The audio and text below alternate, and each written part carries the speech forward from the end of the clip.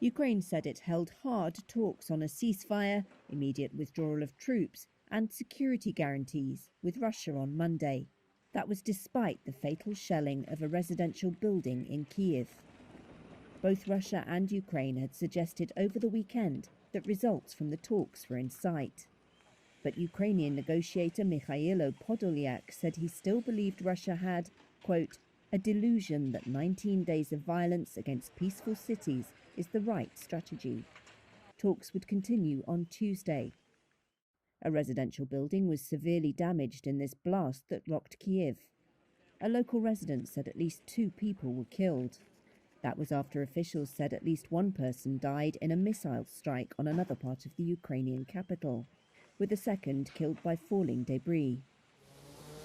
Russia denies targeting civilians in what it calls a special operation to demilitarize and denazify Ukraine. Ukraine and its Western allies call that a baseless pretext for a war of choice.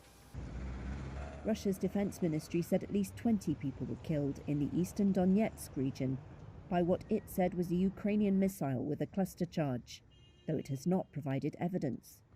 Pro-Russian separatists who control the region said earlier a child was among those hit, calling it a war crime. A Ukrainian official denied the reports, which Reuters was unable to corroborate. The UN Human Rights Office said its monitors in Ukraine had confirmed the deaths of at least 636 civilians, including 46 children.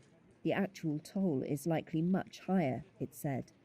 In the besieged southern port city of Mariupol alone, more than 2,500 residents have been killed so far, according to a Ukrainian presidential advisor. Reuters couldn't verify that figure. This drone footage of Mariupol was filmed by Azov, a former right-wing paramilitary which is now part of Ukraine's National Guard.